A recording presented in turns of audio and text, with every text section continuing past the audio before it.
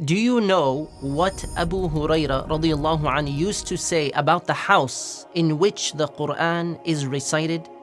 He said it becomes spacious for its inhabitants, and the good of it becomes plentiful. It spreads and multiplies. The angels come to it and the devils leave it. And the house in which the Quran is not recited becomes cramped for its inhabitants, and it has little good in it, and the devils come to it. May Allah protect us all. Allah subhanahu wa ta'ala tells us, مَنْ كَانَ يُرِيدُ ثَوَابَ الدُّنْيَا فَعِنْدَ اللَّهِ ثَوَابُ الدُّنْيَا وَالْآخِرَةِ وَكَانَ اللَّهُ سَمِيعًا بَصِيرًا. Whoever desires the reward of this world, then with Allah is the reward of this world and the hereafter. And Allah subhanahu wa ta'ala is the all-hearing, the all-seeing. We are talking about blessings in our homes and in our lives. Some people, they have massive homes, but no feeling of being home. Some people have massive families, mashallah, but they always feel alone and isolated. Other people may have smaller physical homes, but a feeling of contentment and sufficiency. There's something called barakah, blessing, in which one gets more out of less and feels more satisfied with it. For example, $1 with barakah, with blessings, may go as far as $10 without. A small home, physically, with barakah, may be more peaceful and sufficient for its inhabitants than a palace or a mansion without any barakah whatsoever.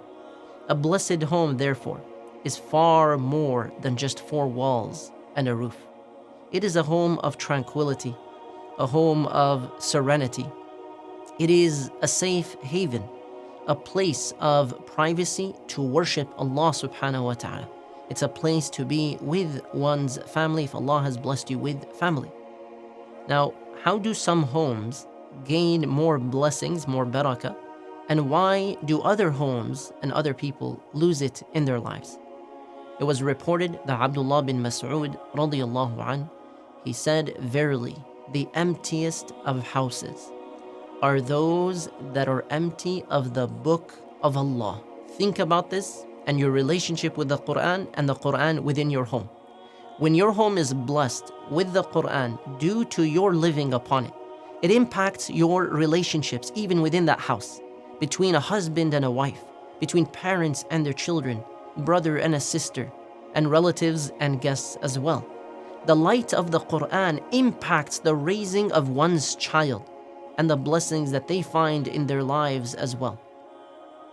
There's a wonderful story about one of the famous and foremost Quran reciters in the world, one of the most foremost reciters, Shaykh Abdul Rashid Sufi. His recitation is well known, has mesmerized millions of people over many years, and he shares a beautiful story about himself as a young boy walking past his father with an English textbook, and he was dressed in pants and a shirt. His father was also someone who had mastered the recitation of the Quran, and he was sitting down after his daily devotional, after praying the Duha prayer, and he summoned his son and he asked him, "What are you studying?" He saw his son carrying this textbook. "What are you studying?" He said, "English." Shaykh Abdul Rashid said, "He didn't tell me what to study and not to study, but he told me to look around the masjid that we were sitting in. Look around this masjid." He said, "Who do these stores belong to?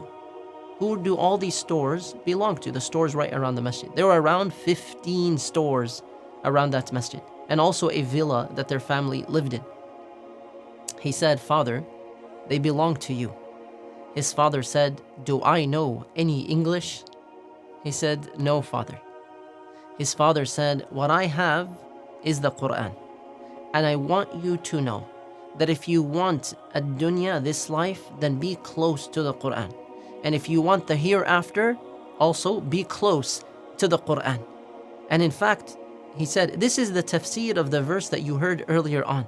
مَنْ كَانَ يُرِيدُ ثَوَابَ الدُّنْيَا فَعِنْدَ اللَّهِ ثَوَابُ الدُّنْيَا وَالْآخِرَةِ وَكَانَ اللَّهُ سَمِيعًا بَصِيرًا. Whoever desires the reward of this world, then with Allah is the reward of this world and the hereafter. In other words, you can get with the Quran, with your sincerity, with your relationship with Allah subhanahu wa ta'ala, it could be a door of provision, a door of happiness and rizq in this life and in the next life. And Allah subhanahu wa ta'ala does not give anyone anything with a cause that is greater than because of the Quran. I want you to reflect on the following hadith and your situatedness, your experience, and your home with relation to this hadith. The Prophet ﷺ said, recite the Quran in your homes, for the inhabitants of the heavens see them like people on earth see the stars. The Prophet ﷺ said, do not make your houses like the graveyards. Do not make your houses like the graveyards.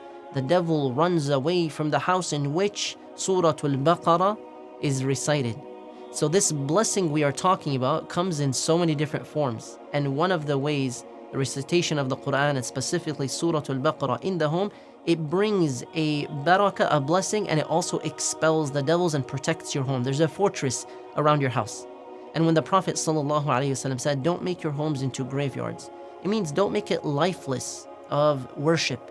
So, for example, a man may pray all his prayers in the mosque and all his sunnah, voluntary prayers as well, but then he doesn't pray any voluntary prayers at home, so he doesn't mention Allah as much within the house. The Prophet ﷺ discouraged that, and so you should have some portion of your remembrance of Allah subhanahu wa ta'ala and your worship done at home. And in fact, the emphasis here and the encouragement is to pray your sunnah at home. There is another element that we want to pay attention to, and especially for the parents. There might be some mothers and fathers who read the Quran every single day, and they have a routine, but their routine is before the children wake up, or while the children are maybe at school. And while they themselves, the parents, are on their way maybe to work or within the house or wherever it may be, they've been doing this consistently for years, not realizing that effectively, because their routine is away from the eyes of their children, away from the sight of their children, they've never actually modeled reading the Quran to their children. So their children have never seen, or rarely see, their parents reading the Quran.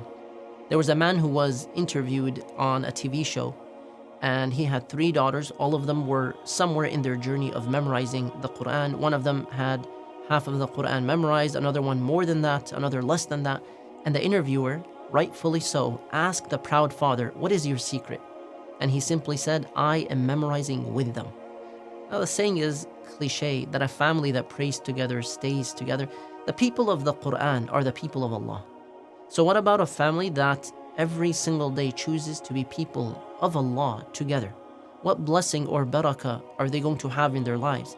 How will the angels see them on earth in terms of the stars of this world? So let's inspire each other. What barakah, what blessing have you seen in your life or the lives of the people around you due to the Quran?